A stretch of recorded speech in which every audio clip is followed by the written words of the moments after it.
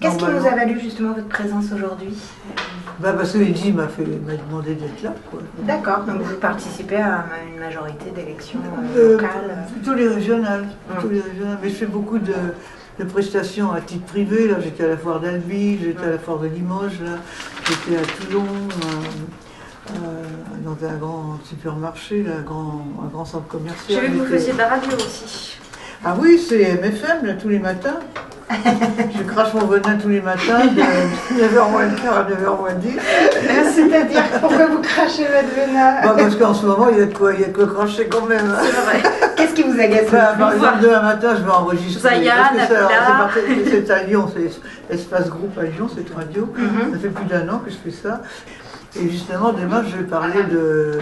Pourtant, je ne suis pas une footeuse, comme on dit, mais je suis très contente que Guingamp ait gagné, parce que justement, c'est une bonne leçon pour ces clubs de foot plein aux as, avec des footballeurs qui s'en foutent et qui finalement donnent le résultat que ça a donné hier, parce que ces gens de Guingamp, c'est des types qui croient à ce qu'ils font, ils sont sincères dans leur action.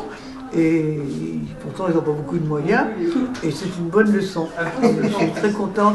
Vive la Bretagne. Qu'est-ce qui vous agace le plus en ce moment? L'injustice. On vous a entendu sur scène parler de Zaya, Nabila. C'est vrai, c'est le monde à l'envers. Pourquoi vous dites c'est le monde à l'envers? Vous croyez que c'est normal qu'un couturier comme Karl Lagerfeld, qui est la suite de Chanel, qui fait l'égérie avec cette Zaya qui a un regard vide comme c'est pas possible, elle a un sac de sang à la place du cerveau. Bon, et puis en face son parcours, que c'est pas un exemple. Ou Nabila chez Gaultier parce qu'elle a une paire de seins, un faux sein. C'est pas ça quand même qui mérite de faire soi-disant des stars. Bon, c'est pas des exemples en fait. Oui, mais parmi d'autres, la une de lui là, avec cette Rihanna, c'est un scandale. Oui, la une de lui. Avec sa poitrine comme ça et tout. Exact. Et tout ça, oui, d'ailleurs, Roselyne Bachelot n'aime pas. C'est Bec de Berre qui produit. Il va se faire plein d'argent avec ça. Oui, bien sûr. Voilà. Bon, c'est le summum de la femme qui n'a aucune dignité, aucun respect d'elle-même. Je trouve non, elles n'ont rien dans la tête, c'est tout quoi. Bon. Donc, vous continuez à travers ce genre d'élection à prôner vos valeurs. Ah oui. Et je m'aperçois quand même que il y a quand même des gens qui adhèrent, et beaucoup de jeunes d'ailleurs. Beaucoup de jeunes, hein. Moi je vois quand ils me sautent dessus à la gare, partout où je vais, pas faire un pas sans faire...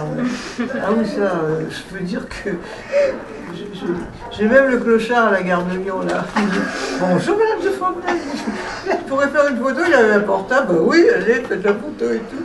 Je lui ai dit, écoutez, comme ça vous la vendrez, vous aurez des sous. Ah très bien. Oui, tout le monde vous connaît, tout le monde vous reconnaît. Ceux qui vont rentrer dans le TGV là, pour faire le ménage, là, ils attendaient que les gens soient passés. Et ils me disent, vous savez, madame de Fontenay, on vous aime beaucoup. Vraiment, est-ce qu'on pourrait pas faire une photo avec vous? Mais oui, bien sûr. Je me mets avec elle, avec les balais et tout. Puis après, elle me dit, vous savez, vous êtes la seule personne à qui on ose demander ça. On ose. Ça, c'est mon plus beau compliment. Un maghrébin, le jour qui traversait la rue là, avec son capuchon, il dit, mais c'est vous que je vois à la télé? Ben oui. Mais alors là, je peux faire une photo? Bah oui, allez, viens, fais faire une photo. Puis après, il me dit, vous savez, vous êtes une grande dame et on vous respecte. Il m'a dit. Ça, c'est un joli compliment. Moi aussi, je vous respecte. Et il est content, il est parti. C'est là où on voit d'ailleurs si on avait su s'occuper de ces banlieues, si on avait su leur parler, si on avait su les occuper, si on avait laissé le service militaire déjà. C'est une connerie d'avoir enlevé ce service militaire. Parce que quand même, ils étaient occupés pendant ce temps-là, ils ne viandaient pas dans les banlieues, faire tout ce qu'ils font, quoi. Ça les empêchait de se droguer, de ci, de ça. C'est drôle comme ces hommes politiques sont vraiment imprévoyants, irresponsables, aveugles, ils ne comprennent rien. Mais rien. Franchement, c'est incroyable de voir ça. Ils sont là à faire des discours qui riment à rien, qui donnent rien, mais qu'on voit les dégâts que ça fait. Et puis avec cette mondialisation, cet esclavage qui revient. Alors après, on ferme tout. Évidemment que le chômage ne peut pas baisser. On voit cet imbécile de Hollande pour qui j'ai voté, une connerie qui peut raconter et tout. Ben, je ne peux plus l'encadrer. Hein. Il le sait d'ailleurs. c'est d'après ce que je dis dans la radio. Oui, vous avez Alors, raison. mariage pour tous, faites ce que je dis, faites pas ce que je fais. Avec ces 3 bonnes femmes, il est marié avec aucune. En train de tout tuer, tout. C'est vraiment une catastrophe, hein, franchement. Donc vous vous présentez aux prochaines présidentielles? Oh non, mais bon, présenter, non, je dis ce que je pense, mais ça me suffit. Non. Vous espérez être entendu quand même quand vous dites ce que vous pensez comme ça. Mais les gens, ils m'arrêtent, ils me disent, vous savez, Geneviève, je suis d'accord avec vous. J'ose pas le dire, mais vous le dites à ma place. Comment vous voyez ce monde justement? Ah, très mal. Ouais. Vous Oui, voyez on vraiment sent Je le revois à 1789. Hein. D'accord. T'as la lutte. Final.